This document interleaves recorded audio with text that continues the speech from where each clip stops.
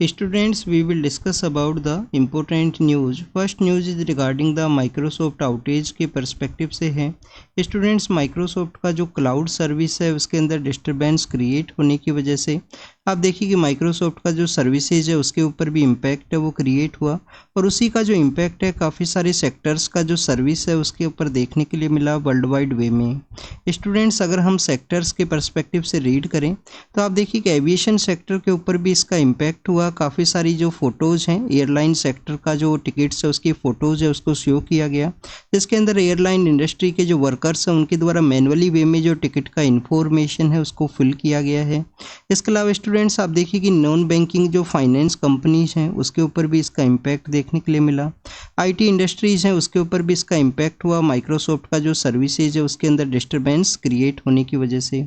हमारे एग्जाम के पर्पज़ से क्या इंपॉर्टेंट इन्फॉर्मेशन है इस न्यूज़ के रिगार्डिंग में, आप देखिए कि हमारा जो ministry of electronic and information technology है उनके द्वारा बताया गया कि इंडिया के अंदर में किसी भी तरीके का जो इमरजेंसी का जो सिचुएशन क्रिएट होगा तो उसको आप देखिए कि जो कंप्यूटर इमरजेंसी रिस्पॉन्स टीम है CERT-IN है, इंडिया का जो कंप्यूटर इमरजेंसी रिस्पॉन्स टीम है किस मिनिस्ट्री के अंडर में है स्टूडेंट्स, ये ministry of electronic and information technology जो मिटी का जो मिनिस्ट्री है उसके अंडर में है। 2004 के समय इसको क्रिएट किया गया था। इंडिया के अंदर में किसी भी तरीके का जो इमरजेंसी का सिचुएशन है कंप्यूटर से रिलेटेड या इंफॉर्मेशन टेक्नोलॉजी से रिलेटेड, उन सभी को इस इंस्टीट्यूशन के द्वारा डील किया जाता है। आप देखिए कि जो आईटी एक्ट है उसके थ्रू इसको 2008 के समय ऐड किया गया, मिनिस्ट्री ऑफ इलेक्ट्रॉनिक के अंडर में है, ये आप ज़रूर से याद रखना। इसके अलावा स्टूडेंट्स यहाँ पे जो एनआईसी का जो सर्विसेज है उसके पर्सपेक्टिव से डिस्कस किया गया है कि जो नेशनल इंफॉर्मेटिक सेंटर है उसका जो सर्विसेज है उसके ऊपर किसी भी तरीके का जो डिस्टरबेंस है वो नहीं क्रिएट हुआ। स्टूडेंट्स, 1976 के समय में इंडिया का जो फर्स्ट इलेक्ट्रॉनिक कमीशन है उसको कॉन्स्टिट्यूट किया गया था। नरसिम्हम शेषगिरी हैं उनका लीडरशिप के अंदर में। और आप देखिए कि हमारी गवर्नमेंट का जो ई गवर्नेंस का जो सर्विसेज हैं सभी इसी सेंटर के द्वारा प्रोवाइड किया जाता है। एक इम्पोर्टेंट पार्टनर है उन सर्विसेज के ग्रास रूट लेवल के ऊपर इम्प्लीमेंटेशन के रिगार्डिंग में। तो नेशनल जो इंफॉर्मेटिक सेंटर है 1976 के समय कॉन्स्टिट्यूट किया गया, गवर्नमेंट का एक इम्पोर्टेंट पार्टनर है। और फर्स्ट इलेक्ट्रॉनिक कमीशन के चेयरमैन कौन थे ये आप कमेंट सेक्शन के अंदर ज़रूर बताना, जो आपको अभी हमने यहाँ पे डिस्कस किया है। Next news is regarding the Bangladesh के पर्सपेक्टिव से है। स्टूडेंट्स, बांग्लादेश के वहाँ पे वायलेंट प्रोटेस्ट की वजह से इस वीक के अंदर में आप देखिए कि 105 जो पर्सनस हैं उनका वहाँ पे डेथ हुआ है प्रोटेस्ट के रिगार्डिंग में। प्रोटेस्ट के अगर हम रीजन्स के पर्सपेक्टिव से डिस्कस करें स्टूडेंट तो वहाँ पे कोटा का जो कॉन्सेप्ट है, जो रिजर्वेशन का जो कॉन्सेप्ट है उसके रिगार्डिंग में जो स्टूडेंट्स हैं उनके द्वारा प्रोटेस्ट किया गया है। क्यों यहाँ पे प्रोटेस्ट किया गया स्टूडेंट्स, 1971 के समय जब बांग्लादेश वहाँ पे क्रिएट हुआ था तो आप देखिए कि रजाकर्स नाम का एक फोर्स हुआ करता था जिनके द्वारा बांग्लादेश के जो सिविलियन पर्सन्स हैं उनके ऊपर जो एट्रोसिटी है वो आपको देखने के लिए मिलता है। तो रजाकर की जो फोर्स है उसके अगेंस्ट में जिन पर्सन्स के द्वारा फाइट किया गया था उनको फ्रीडम फाइटर्स का जो स्टेटस है वो दिया गया था बांग्लादेश के अंदर में। तो आप देखिए कि जो फ्रीडम फाइटर्स हैं उनको कुछ रिजर्वेशन है वो ग्रांट किया गया। लेटर फेज के अंदर में जो आपको जो फ्रीडम फाइटर्स को जो रिजर्वेशन है उसका एक्सटेंशन है, उनका जो फैमिली है उसको देखने के लिए मिलता है। आप देखिए जो फ्रीडम फाइटर्स हैं उनको कुछ रिजर्वेशन है वो ग्रांट किया गया। लेटर फेज के अंदर ये जो रिजर्वेशन है इसको एक्सटेंड कर दिया गया उनके जो डॉटर्स हैं, उनके जो सन्स हैं उनको, कि उनको भी ये जो रिजर्वेशन है वो अवेलेबल रहेगा, क्योंकि 1971 का जो फ्रीडम मूवमेंट है उस दौरान में इन पर्सन्स के द्वारा जो वहाँ पे जो सेक्रीफाइस है उसको कैरी किया गया। तो आप देखिए कि जब इनको एक्सटेंड किया गया तो उसके अगेंस्ट में फिर इसको 2018 के समय रिमूव कर दिया गया, इसको स्टॉप कर दिया गया कि रिजर्वेशन है वो नहीं ग्रांट किया जाएगा। वहाँ पे जो सुप्रीम कोर्ट है उसका एक डिवीज़न हुआ करता है जिसको कि सुप्रीम कोर्ट का हाई कोर्ट डिवीज़न के रूप से जाना करते हैं। तो स्टूडेंट्स, उनके द्वारा कहा गया है कि इसको इम्प्लीमेंट किया जाए, फ्रीडम फाइटर्स की जो फैमिली मेम्बर्स हैं उनको भी रिजर्वेशन है वो ग्रांट किया जाए। तो उसी कोटा कॉन्सेप्ट, उसी रिजर्वेशन कॉन्सेप्ट के अगेंस्ट में वहाँ पे स्टूडेंट्स के के द्वारा प्रोटेस्ट किया गया है बांग्लादेश के वहाँ पे। आप देखिए कि बांग्लादेश एक हाईली डेंसली पॉपुलेटेड जो कंट्री है वो आपको देखने के लिए मिलेगा।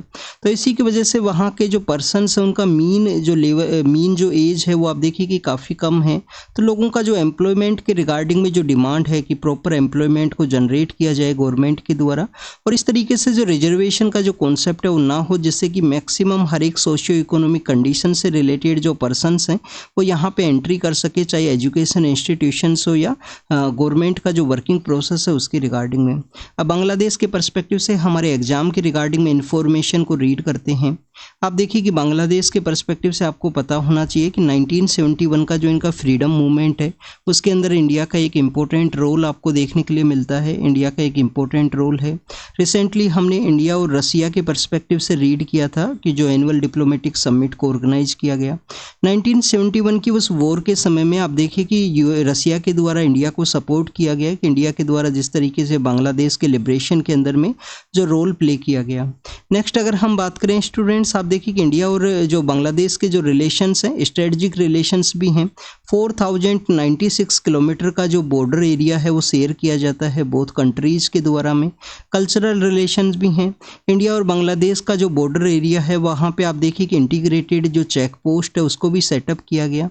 और इंडिया और बांग्लादेश के जो बॉर्डर हैं अगर हम पॉजिटिव आउटकम के पर्सपेक्टिव से रीड करें तो वहाँ पे आप देखिए कि बॉर्डर हार्ट का जो कॉन्सेप्ट है वो आपको देखने के लिए मिलता है कि बॉर्डर के नियर बाई एरिया से रिलेटेड जो पॉपुलेशन है वहाँ पे बॉर्डर के एरिया के अंदर में एक मार्केट है वो लगाया जाता है। एक फिक्स डे हुआ करता है 7 डेज या 10 डेज के रिगार्डिंग में कि उस फिक्स दिन के वहाँ पे जो मार्केट है वो लगेगा। तो बॉर्डर के नियर बाई एरियाज़ के जो पर्सनस हैं उनके लाइवलीहुड के पर्सपेक्टिव से one of the best example है जो इंडिया बांग्लादेश बॉर्डर के वहाँ पे आपको बॉर्डर हार्ट के कॉन्सेप्ट के रूप से देखने के लिए मिलता है।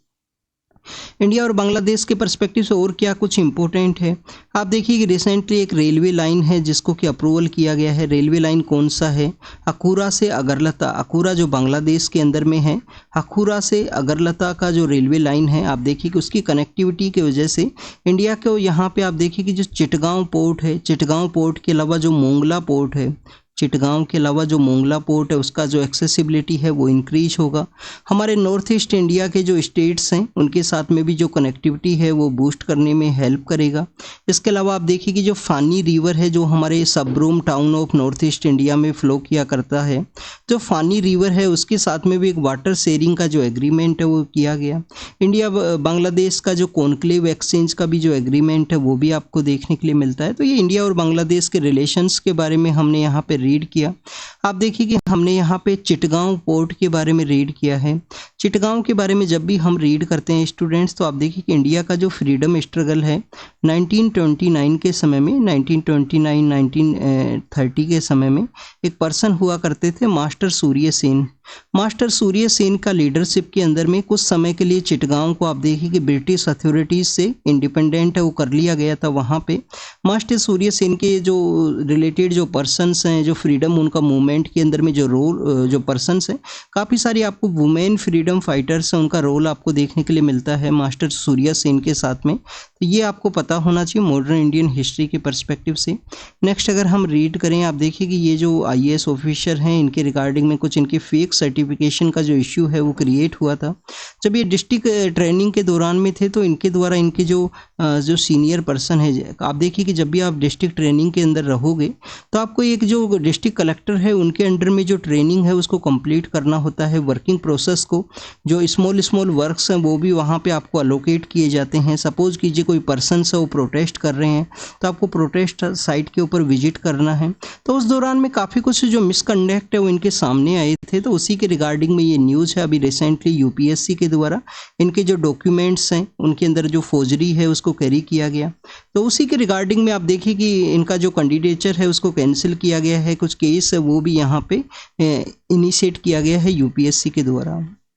तो स्टूडेंट्स नेक्स्ट न्यूज़ के बारे में अगर हम रीड करें, गवर्नर का जो इम्यूनिटी पावर है उसके पर्सपेक्टिव से है। आप देखिए कि प्रेसिडेंट एंड गवर्नर को जो इम्यूनिटी पावर है वो जो आर्टिकल 361 के अंडर में दिया गया है, तो उसी को सुप्रीम कोर्ट के अंदर एक पेटिशन फाइल हुआ कि आपके द्वारा इस इम्यूनिटी को चेक किया जाए, क्या इम्यूनिटी जो पावर है उसका मिसयूज़ तो नहीं है। बेसिकली इम्यूनिटी पावर्स क्या हैं कि यहाँ पे इनके द्वारा जो भी डिसीजंस लिए जाते हैं जब ये पोस्ट के ऊपर रहा करते हैं तो उसके रिगार्डिंग में कोई भी आंसरेबल हैं, कोर्ट को आंसरेबल नहीं है। आर्टिकल 361 के अंडर में आप सपोज कीजिए प्रेसिडेंट के द्वारा कोई डिसीजन लिया गया तो आंसरेबल नहीं है वो कोर्ट को। कोई भी जो सिविल मैटर्स वो इनके अगेंस्ट में इनिशिएट नहीं होगा, इनसे इन्वेस्टिगेट नहीं किया जा सकता है जब ये पावर के अंदर में है, कुछ इनको इम्यूनिटी है वो ग्रांट किया गया है। क्या स्टूडेंट्स क्रिमिनल जो मैटर्स है उनके अगेंस्ट में भी क्या इनके अगेंस्ट में इम्यूनिटी इनको दिया गया है, तो उसके रिगार्डिंग में कुछ मंथ का जो समय है कि 2 मंथ का जो एडवांस नोटिस है वो आपको देना होगा। स्टूडेंट्स कुछ बुक्स के बारे में है, आप देखिए कि आर्मी से रिलेटेड ये पर्सन है, इनकी बुक्स इनके द्वारा पब्लिश किया गया है। अभी उसका जो लॉन्चिंग पे समय है अर्लियर फेज के अंदर में इनके लॉन्चिंग समय के रिगार्डिंग में कुछ डिले है वो किया गया था। अब उसके रिगार्डिंग में क्या इन्फॉर्मेशन है वो हमें नहीं पता। अगर हम बात करें इस न्यूज़ के बारे में, क्यों हमने इसको मेंशन किया न्यूज़पेपर डिस्कशन के अंदर में, न्यूज़पेपर जो डिस्कशन है उसके अंदर में हमने इसे इसी वजह से ऐड किया। आप देखिए काफ़ी बार बुक के रिलेटेड जो क्वेश्चन है वो पूछ लिए जाते हैं और मैक्सिमम उन्हीं बुक्स से रिलेटेड क्वेश्चन पूछे जाते हैं जो न्यूज़ के अंदर हुआ करती हैं। जैसे कि 2016 के समय एक इन्फिनिटी का जो बुक है उसके रिगार्डिंग में क्वेश्चन पूछा गया था। फिर अभी रिसेंटली जो यूपीएससी का एग्ज़ाम कंडक्ट हुआ 2024 के अंदर में, तो उस बुक के रिगार्डिंग में भी जो क्वेश्चन है वो पूछा गया है। तो ये बुक का जो लॉन्चिंग है उसको यहाँ पे कुछ समय के लिए रोका गया है। बुक के बारे में अगर हम रीड करें तो हमारे जो फॉर्मर जो यहाँ पे जो आर्मी के जो जनरल हुआ करते थे MM नरवणे सर हैं, तो उनका बुक है 4 स्टार ऑफ डेस्टिनी है, 4 स्टार ऑफ डेस्टिनी, तो आप इसको ज़रूर से याद रखना। 4 स्टार ऑफ डेस्टिनी उनका बुक है, अभी लॉन्च नहीं हुआ है। इसके अलावा स्टूडेंट जनरल विज है, उनका बुक है अलोन इन द रिंग है, जो कि कारगिल वॉर के पर्सपेक्टिव से कुछ उनके बारे में उनके द्वारा कुछ इन्फॉर्मेशन है वो शेयर किया गया। कारगिल के बारे में अगर हम रीड करें स्टूडेंट्स 1999 के समय आप देखिए कि वो देखने के लिए मिला था। ऑपरेशन विजय को लॉन्च किया गया। अभी जो 26 जुलाई का जो डे आएगा उसको सेलिब्रेट भी किया जाएगा, ऑपरेशन विजय का जो सेलिब्रेशन है। आप देखिए कि उस समय में जो हमारे जो एनिमीज़ हैं उनको एक एडवांटेज हुआ करता था। काफ़ी बार आपको ये भी मेंशन देखने के लिए मिलता है कि जो एनिमीज़ हैं जो बेसिकली उनको एडवांटेज भी है और हमारा जो हमारा इंटेलिजेंस का जो फेलियर है, ऐसे काफ़ी सारे जो टॉपिक्स हैं जो आपको समय समय पे डिबेट के अंदर देखने के लिए मिलते हैं। तो आप देखिए कि यहाँ पे आपको जो हिल का जो टॉप एरिया है जहाँ पे एनिमीज़ हैं वो सिचुएटेड थे, हमारे जो डिफेंस फोर्सेज के जो पर्सनस है वो यहाँ पे डाउन साइड के अंदर में थे। तो कम्प्लीटली जो एडवांटेज है जो हिल के टॉप के ऊपर में कोई पर्सन है उसी को यहाँ पे एडवांटेज था। तो इसके रिगार्डिंग में काफ़ी सारी मूवीज़ के अंदर में इन सभी को शो किया गया है। क्या स्टूडेंट्स कारगिल वॉर के बाद में क्या कारगिल रिव्यू कमेटी जो कॉन्स्टिट्यूट हुआ था वो किसका लीडरशिप के अंदर हुआ, उनके द्वारा क्या कुछ रिफॉर्म्स उनको सजेस्ट किया गया था?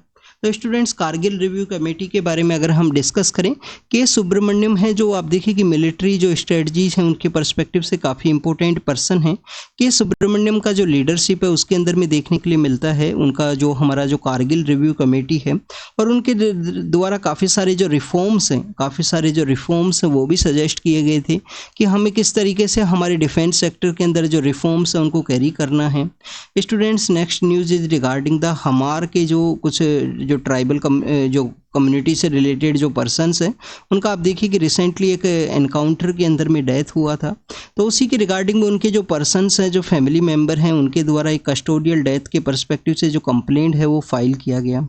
आसाम के वहाँ पे एक रीजन है कछार का जो रीजन है वहाँ पे जो एनकाउंटर है वो देखने के लिए मिला है। कछार के पर्सपेक्टिव से एक और इन्फॉर्मेशन को हम रीड करेंगे। जब भी आप सर्विस के अंदर होते हो तो आपका जो सेंसिटिविटी है, जो लोगों से जो कनेक्टिविटी है, वो भी आपका एक इम्पोर्टेंट रोल है स्टूडेंट, क्योंकि एंड ऑफ द डे आप जो सर्व कर रहे हो वहाँ पे जो पर्सन्स हैं उन्हीं को आप सर्व कर रहे हो। लास्ट ईयर आप देखिए कि कछार के अंदर में जो कछार का जो रीजन है आसाम के वहाँ पे बेसिकली जो फ्लड का जो सिचुएशन है वो क्रिएट हुआ था। आसाम में इस साल भी फ्लड का जो सिचुएशन क्रिएट हुआ है जो काजीरंगा नेशनल पार्क है वहाँ पे। तो कछार का जो उस समय जो IAS ऑफिसर जो हुआ करते थे उनका नाम है कीर्ति जल्ली मैम, कीर्ति कीर्ति जल्ली मैम हैं। आप देखिए कि इनके द्वारा फ्लड अफेक्टेड एरिया के अंदर में विजिट किया गया, कंटिन्यूस विजिट किया गया। उनके काफ़ी सारे जो फोटोज़ है उस समय वायरल हुए थे। ये कस्टोडियल डेथ के बारे में न्यूज़ था। क्या United nation convention for custodial जो टॉर्चर का जो कन्वेंशन है, United nation convention for the custodial जो टॉर्चर का जो कन्वेंशन है उसके अगेंस्ट में, तो क्या इंडिया के द्वारा इसको रेटिफाई किया गया है स्टूडेंट्स? 1985 के समय ये आया, इंडिया के द्वारा इसको साइन तो किया गया बट रेटिफाई है वो नहीं किया इंडिया ने। तो यूनाइटेड नेशन का जो कस्टोडियल टॉर्चर के अगेंस्ट में कन्वेंशन है उसको नहीं रेटिफाई किया है इंडिया के द्वारा।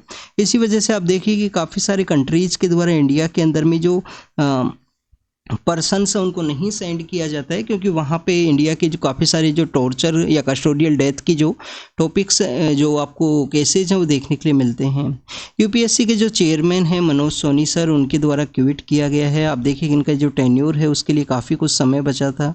कुछ पर्सनल रीजन्स इनके द्वारा बताए गए हैं जिसकी वजह से इनके द्वारा चेयरमैनशिप है उसको क्विट किया गया। यूपीएससी के जो चेयरमैन है वो अपना रेजिग्नेशन किसको सबमिट करते हैं? प्रेसिडेंट को सबमिट करते हैं।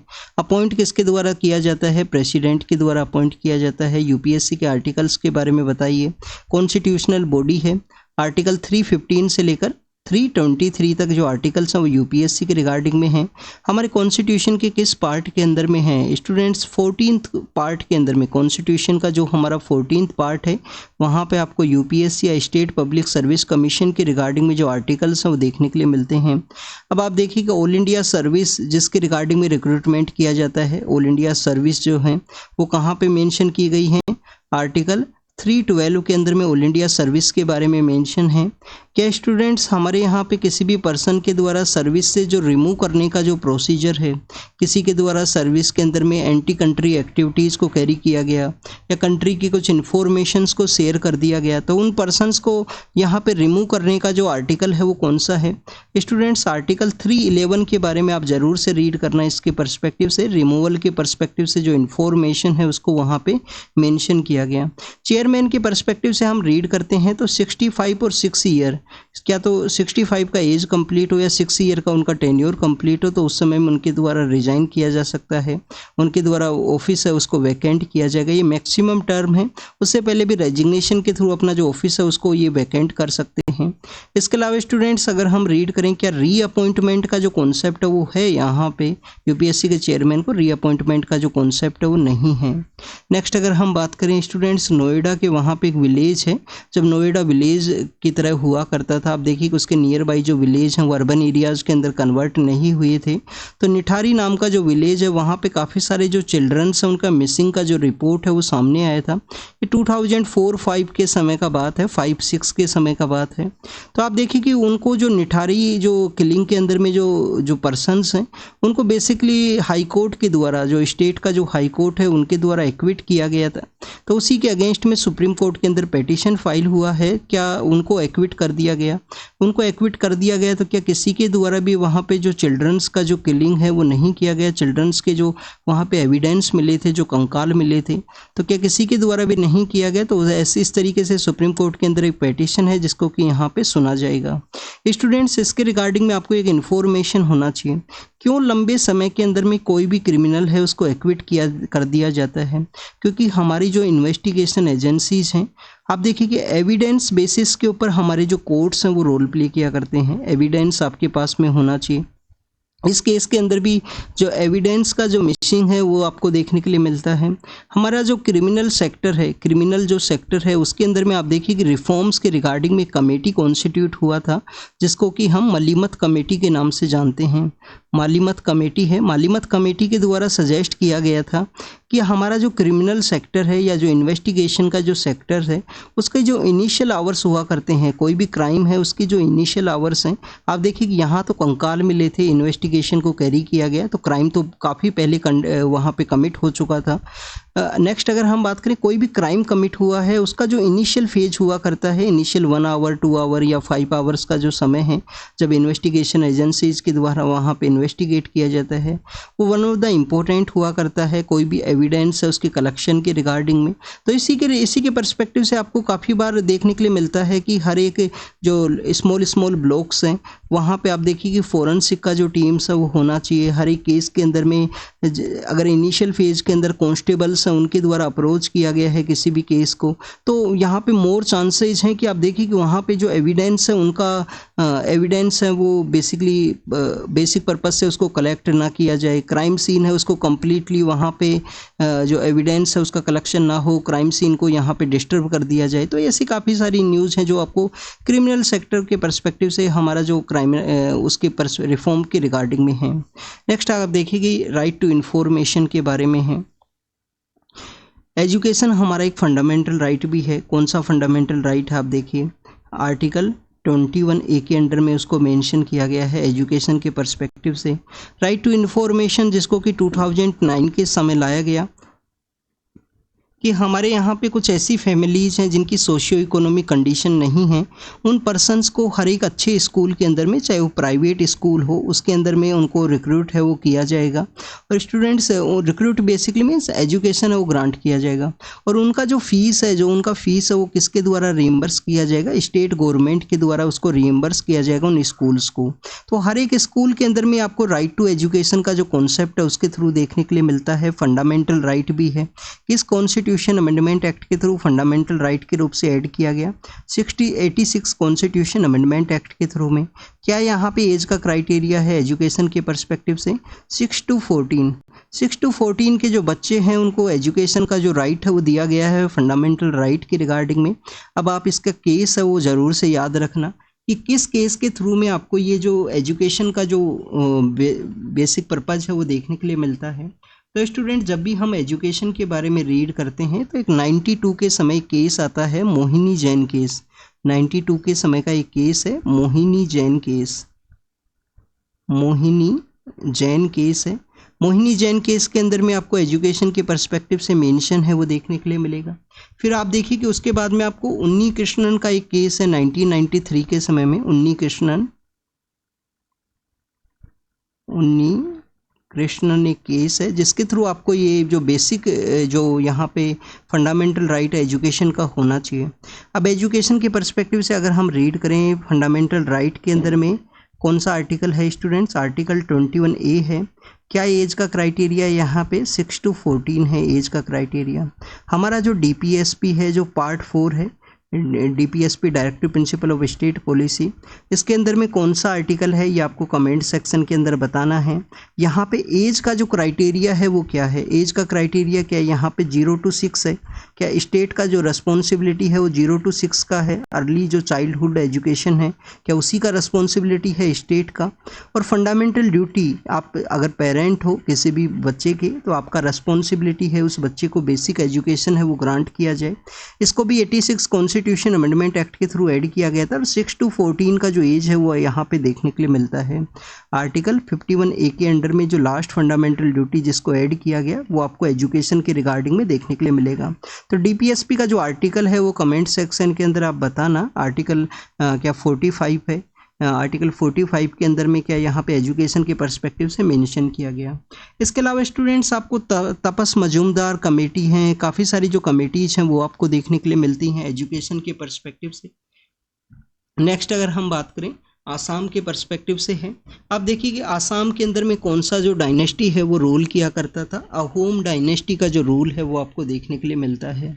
अहोम डायनेस्टी के जो ब्यूरियल्स हैं, आप देखिए कि अहोम डायनेस्टी के जो ब्यूरियल्स हैं उनको इस तरीके से यहाँ पे ब्यूरियल्स किया जाता था। उनसे रिलेटेड जो पर्सनस हैं जिसको कि मोइडम के नाम से जाना करते हैं, या आसाम के जो चराइदेव मोइडम के नाम से इनको जाना करते हैं।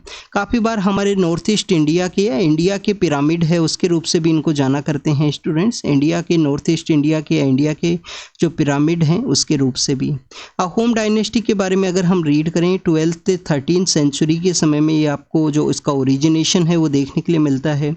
और आप देखिए कि 1826 के समय ब्रिटिश अथॉरिटीज़ के द्वारा एक ट्रीटी ऑफ यान डाबो है जिसको साइन किया जाता है। उसके बाद में आपको अहोम का जो एग्जिस्टेंस है उसका डिक्लाइन आपको देखने के लिए मिलता है। 2023 के समय में यूनेस्को का जो वर्ल्ड हेरिटेज लिस्ट है उसके रिगार्डिंग में इसको नॉमिनेट किया गया था। अब आप देखिए कि वर्ल्ड हेरिटेज जो काउंसिल है जिसका 46 जो मीटिंग है वो इंडिया के अंदर ऑर्गेनाइज होगा न्यू दिल्ली के अंदर में। कहाँ कहाँ पे ऑर्गेनाइज होगा, जहाँ पे G20 का मीटिंग ऑर्गेनाइज हुआ था। G20 का मीटिंग कहाँ पे ऑर्गेनाइज हुआ था, भारत मंडपम। भारत मंडपम जो सेटअप किया गया है दिल्ली के अंदर में।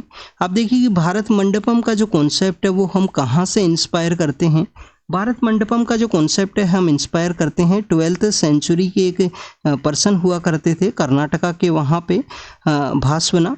तो आप देखिए कि भास्वना के द्वारा अनुभव मंडपम या अनुभव मंडपम नाम का जो कॉन्सेप्ट है उसको डेवलप किया गया। तो उसी से इंस्पायर होते हुए हमने भारत मंडपम है उसको सेटअप किया था G20 की मीटिंग के रिगार्डिंग में। वर्ल्ड हेरिटेज काउंसिल का जो मीटिंग है वो भी यहाँ पे ऑर्गेनाइज होगा, कौन कौन सा साइट है उसको ऐड किया जाए उसके रिगार्डिंग में डिस्कशन होगा। नॉर्थ ईस्ट इंडिया का फर्स्ट साइट है उसको यहाँ पे रिकॉग्नाइज किया जा सकता है, जो यहाँ पे आसाम के अहोम एम्पायर के जो मोडम्स हैं, जो यहाँ पे ब्यूरियल्स हैं उनको। नेक्स्ट अगर हम बात करें, आप देखिए कि नॉर्थ ईस्ट से कोई भी साइट नहीं है। प्रेजेंट समय में हमारे यहाँ पे 42 साइट्स आपको देखने के लिए मिलती हैं। रिसेंटली 2 इनको ऐड किया गया था, एक शांति निकेतन है, एक होयसाल डायनेस्टी के जो टेम्पल्स हैं उनको यहाँ पे ऐड किया गया। हमारे यहाँ पे मिक्स कैटेगरी के अंदर कितनी साइट है, एक साइट है, कौन सी है, कंचनजंगा। कहाँ पे है, सिक्किम के अंदर में। तो this is all the information related to the Ahom empire के बारे में रीड किया। अहोम एम्पायर के अंदर में आप देखिएगा आपको वहाँ पे फोर्स लेबर का जो कॉन्सेप्ट है, फोर्स लेबर का जो कॉन्सेप्ट है वो भी आपको देखने के लिए मिलता है, जिनको कि पैक्स के नाम से जाना, पैकाज के नाम से जाना करते हैं। अहोम एम्पायर के एक जनरल भी हुआ करते थे जिनको हम जाना करते हैं लचित बारफुकान। लचित बारफुकान नाम के वो पर्सन हैं। 1671 के समय जब औरंगजेब पावर के अंदर में थे, औरंगजेब का टाइम पीरियड बताइए स्टूडेंट, 1658 से लेकर 1707 का वो समय है। तो आप देखिए कि औरंगजेब जब पावर के अंदर में है तो उस दौरान में 1671 के समय एक बैटल लड़ी जाती है, battle of Saraighat. Battle of Saraighat जिसको कि लचित बारफुकान के द्वारा लीड किया गया था। अभी इनका एक स्टैच्यू है उसको भी वहाँ पे इनोग्रेट किया गया था PM सर के द्वारा। लचित बारफुकान का 400 एनिवर्सरी हुआ और औरंगजेब का जो सेना है उसको डिफीट किया था ब्रह्मपुत्रा रिवर के ईस्टर्न पार्ट के अंदर। यहाँ पे आपको जो मुगल एम्पायर है उसका एक्सटेंशन नहीं देखने के लिए मिलता है। नेक्स्ट अगर हम बात करें इंश्योरेंस के पर्सपेक्टिव से है, आप देखिए कि इंश्योरेंस के रिगार्डिंग में ये डिस्कस ये किया गया है कि 2023 का जो ईयर है वो काफ़ी ज़्यादा यहाँ पे एक्सट्रीम ईयर या क्लाइमेटिक कंडीशंस के रिगार्डिंग में उसको एक्सट्रीम ईयर का जो पर्सपेक्टिव से जो एक्सप्लेन है आपको देखने के लिए मिलता है। तो आप देखिए कि वहाँ पे 280 मिलियन डॉलर का जो यहाँ पे वे डिस्ट्रॉय हुआ है, उसका जो लॉस है वो आपको देखने के लिए मिलता है एक्सट्रीम क्लाइमेटिक इवेंट की वजह से। बट आप देखिए कि इतना यहाँ पे प्रॉपर्टी का जो लॉस हुआ उसमें से कितना प्रॉपर्टी है जिसको कि इंश्योरेंस किया गया था। तो स्टूडेंट्स 100 बिलियन जो डॉलर है उसको इंश्योर्ड आपको जो प्रॉपर्टी है वो देखने के लिए मिलता है। तो ये जो गैप है यहाँ पे जो total loss and insured property का जो गैप है ये आपको डेवलप्ड कंट्रीज से लेकर डेवलपिंग कंट्रीज है उसके अंदर में आपको काफ़ी ज़्यादा चेंजेस आपको देखने के लिए मिलेंगे। डेवलप कंट्रीज़ के अंदर में आप देखिए कि जो गैप है वो काफ़ी कम होगा, डेवलपिंग कंट्रीज़ के अंदर में जो गैप है वो आपको काफ़ी ज़्यादा देखने के लिए मिलता है। डिजास्टर रिस्क रिडक्शन के पर्सपेक्टिव से भी डिस्कस किया गया है कि कैसे उस रिस्क को यहाँ पे ट्रांसफ़र करना है, डाइवर्ट करना है, उसके पर्सपेक्टिव से ये मेन जो वर्क है गवर्नमेंट्स का डिजास्टर रिस्क रिडक्शन के बारे में। बट यहाँ पे मेनली डिस्कशन यही है कि इंश्योरेंस का जो कवर है उसको कैसे इंक्रीज किया जाए, डिफरेंट जो पैरामेट्रिक इफेक्टिवनेस है उसको कैसे इम्प्लीमेंट किया जाए। जैसे कि हमारी गवर्नमेंट के द्वारा प्रधानमंत्री जो फसल बीमा योजना है, प्रधानमंत्री जो फसल बीमा योजना है उसको किस तरीके से इम्प्लीमेंट किया गया है, जिससे कि यहाँ पे जो क्रॉप इंश्योरेंस है उसको प्राइवेट कंपनीज़ के द्वारा इंश्योर किया जाता है। ग्रास रूट लेवल के ऊपर में जो यहाँ पे विजिट के रिगार्डिंग में भी नहीं डिस्कस किया गया इस स्कीम के अंदर में, और उनके द्वारा जो बेसिकली जो डैमेज है उसको वहाँ पे काउंट किया जाता है। केरल के रिगार्डिंग में यहाँ पे डिस्कस है कि एक्सट्रीम हीट्स के अंदर में जो कैटल्स है उसके ऊपर कोई इम्पैक्ट ना हो डेयरी इंडस्ट्री के रिगार्डिंग में। और न्यूजीलैंड के एक मॉडल के रिगार्डिंग में भी डिस्कशन है यहाँ पे कि हमारे यहाँ पे जो इंश्योरेंस है उसको किस तरीके से इंक्रीज करना है, एक्सट्रीम जो क्लाइमेटिक इवेंट्स हैं उसके ऊपर में जो लॉस है वो ना हो, और यहाँ पे हर एक सेक्टर है उसको इंश्योर्ड रखा जा सके, पैरामेट्रिक जो इफेक्टिवनेस है उसको यूज किया जा सके। क्योंकि आप देखिए कि हर एक सेक्टर के रिगार्डिंग में जो डिफरेंट पैरामीटर हैं लॉस के कि किस तरीके से लॉस हुआ है। कहीं पे लैंडस्लाइड है उसको काउंट नहीं किया जाता है।